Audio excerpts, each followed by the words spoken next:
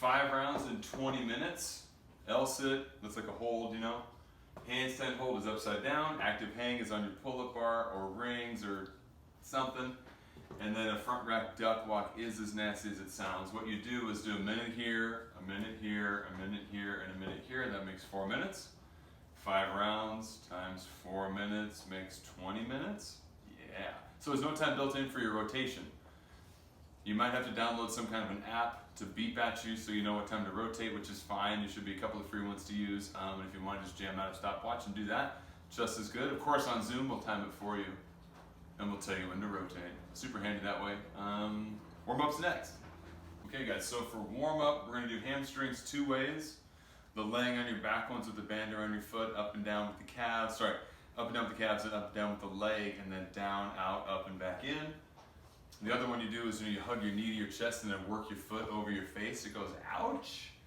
Push-up circles are like in a push-up, making circles. Stationary inchworms, you know that one. Overhead pull-aparts are with the band, and you can be overhead and pull it apart as you come down with it. And then air squats are in fact air squats. Plenty of reps, to get warmed up. Zoom will cover that for sure. When you do it on your own, do a couple of rounds and make sure you're good enough to get kind of like, oh, this works. And then you're ready to hit that workout.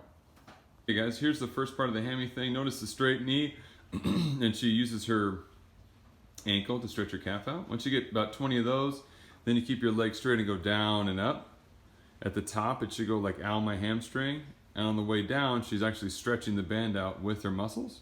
You get about 20 of those, and you go down, out, up, and back in.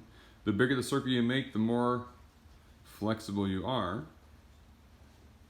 And that's our first hamstring way. The next way is you grab behind your knee with your hands and hug your knee into your chest.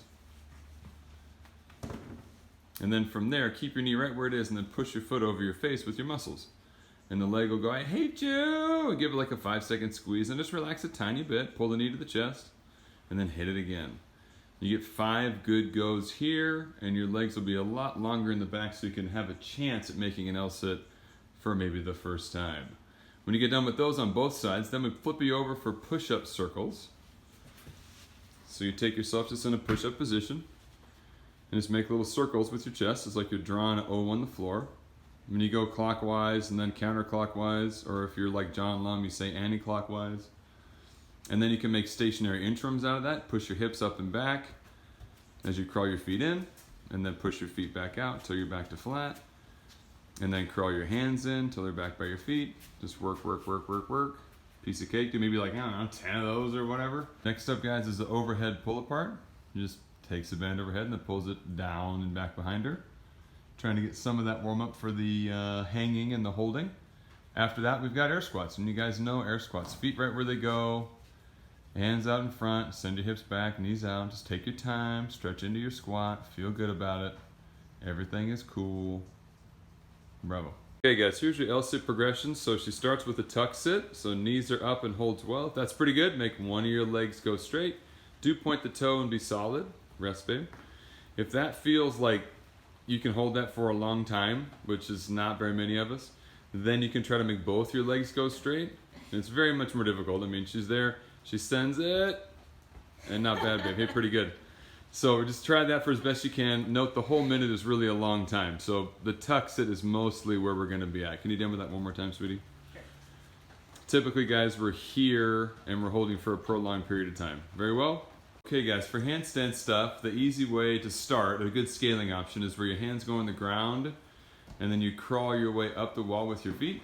Notice that Sweetie's arms don't go anywhere. They just stay in the same spot throughout the whole time. And then she gets herself up there and feels pretty good about it and holds still there. And she can crawl herself back down the wall. It's good. If your hands are closer to begin with, your body will be more straight at the hip. Okay, now if the other one's pretty easy, guys, and you feel good about it, you can go ahead and kick up to a wall. The thing you're going for, guys, is a real straight body through the hips, the shoulders, the knees, the feet. And she can come back down. Nice hold, dude. The thing I want you guys to pay attention to is that your wall itself is strong enough to support you. Drywall is not really the bomb for this. You might kick through it, okay? Other scaling options include feet on a box and hands on the floor. And you have your hips real high. And you just give that a good squeeze. That's a nice way to do it. Notice how straight the hip and the shoulder are and in line with the hands. That's really good. Active hang, guys, you just want to get up onto your pull-up bar. The thumb under is going to be harder on your fingers and hands, so do that. And your body's just staying strong through your abs and through your armpits and lats and through your grip. And you just hold on to that as best you can for the whole minute. It gets very difficult. The reason she's looking strong there is because she's not relaxing. Try relaxing for me, babe. If she goes putty, that's not what we want. That is an inactive hang and is lame. That is active and awesome. Okay guys, so if you don't have something to hang on to that's above you, you can use your weight, your bar, your big dumbbell, your kettlebell, your kettlebells, whatever. And you see how she pulls her shoulder blades back together and squeezes into her armpits? Let that go again, babe. Yeah, she really can kind of just hold it like that, where your body's really going to work through here and through here. And just give that the minute. Obviously keep your body strong through your lower back as well there, and just kind of be strong. Just hang out for the minute there. The grip will get tired still, the back will get tired still, and it's as close as we can do without having something to hang on to. Okay guys, for front rack duck walks, we just got a pair of dumbbells and she squats to the bottom and then walks forward by bobbing up a little bit as she goes. Notice her feet are trying to stay flat, and that prevents her knees from taking like undue force and nastiness. Rest. And then also guys, if you got enough space, the kind of the RX move is with the barbell. Notice the flat feet and the hips got to go up and down a little bit to make it a reality. And rest by standing, which is no fun at all, I'm sure. And then lastly guys, for this, really anything you have will work. If you have one kettlebell and you still make the duck walk, that's awesome. Maybe switch it 30 seconds. And if it's, obviously very hard, just don't do it with anything. You can just do it without.